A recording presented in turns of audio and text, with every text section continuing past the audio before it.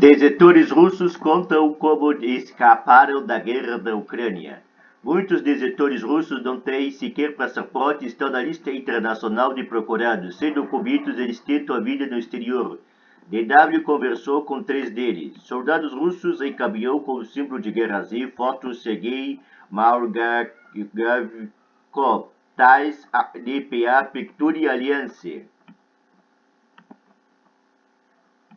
Enquanto Munique ferve em clima de Oktoberfest, encontramos Vasilai, num parque tranquilo nos arredores da cidade. Na Alemanha há quase um mês, foi um dos primeiros desertores russos a entrarem legalmente no país. Ainda que se sinta seguro da Alemanha, o jovem diz temer pela família deixada para trás, o motivo pelo qual prefere esconder seu nome verdadeiro. Na Rússia, onde é procurado pelas autoridades, ele pode pegar até 15 anos de prisão por deserção. Não luto contra meu próprio povo. Vasilai é artilheiro. Ele estudou na academia militar e serviu o exército por vários anos. Mas há muito decepcionado com a instituição, ele tentou abandonar as forças armadas, sempre em vão, até que a Rússia atacou a Ucrânia e ele recebeu ordens para ir para o fronte. Eles disseram: prepare-se. Já estamos quase 100 homens, recorda, mas ele se recusou. Sou de origem ucraniana, disse na ocasião ao seu superior. Meu pai é ucraniano, não vou lutar contra meu próprio povo. Apesar de todas as ameaças do superior, Vasilai não foi para o fronte, mas tampouco foi exonerado de sua unidade. Assim como ele, outros desertores também relataram a DW sobre a dificuldade em deixar o exército mesmo antes de 21 de setembro de 2022, quando o presidente Vladimir Putin anunciou uma mobilização parcial. Depois disso, dizem, tornou-se completamente impossível. As penalidades por deixar o quartel sem permissão e por deserção foram aumentadas para 10 e 15 anos de prisão, respectivamente. Não tinha saída. Recebi uma ligação do comando e eles disseram: ou você vai para a guerra ou abriremos um processo criminal contra você. Então você vai para atrás das grades, de onde será enviado para a guerra do mesmo jeito. Vasilai decidiu então fugir da Rússia. Victor era simplesmente impossível recusar. De acordo com estimativas da organização Gobait Forest, que ajuda russos que não querem ser convocados para a guerra, mais de 500 desertores deixaram o país desde que a mobilização foi anunciada, e esses são apenas os que procuraram os ativistas de direitos humanos. O direito real é provavelmente muito maior. A maioria desses homens fogem para o Cazaquistão ou para a Armênia. Um deles é o oficial de comunicações Victor, que também prefere não revelar seu nome verdadeiro. Ao contrário de Vasilai, no entanto, ele acabou participando das operações militares russas contra a Ucrânia.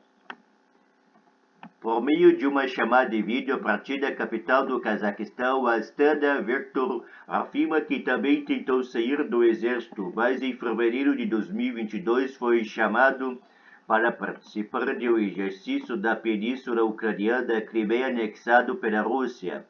Logo em seguida, em 24 de fevereiro, sua unidade participaria da invasão russa.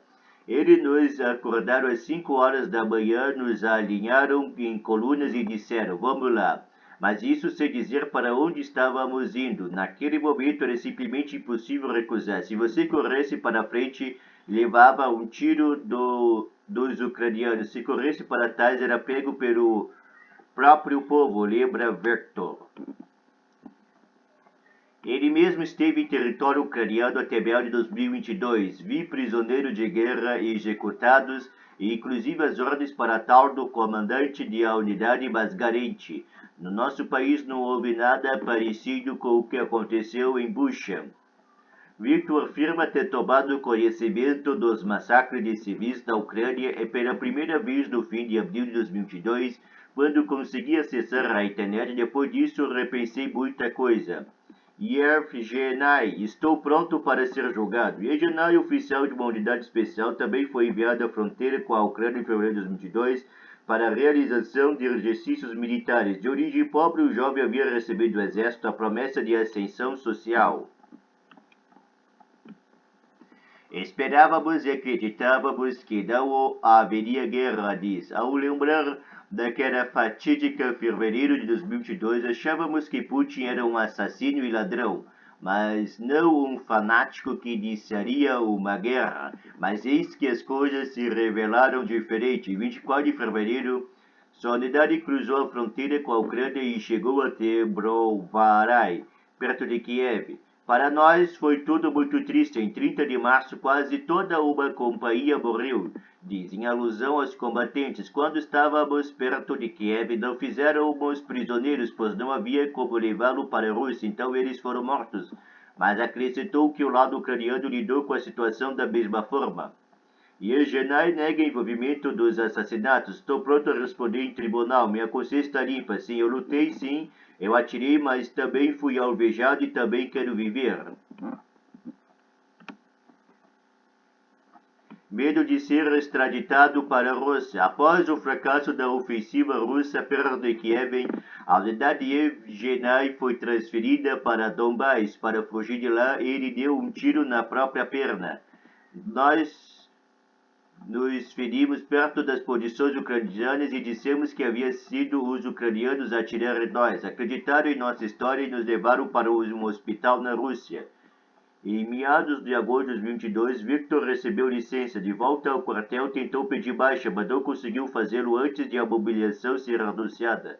Ambos os oficiais acabaram fugindo para o Cazaquistão, mas por serem alvos de processos criminais da Rússia, eles não conseguiram nenhum emprego oficial no país. Temendo a extradição para a Rússia, nem mesmo chips de celulares ou contas bancárias eles têm em seus nomes.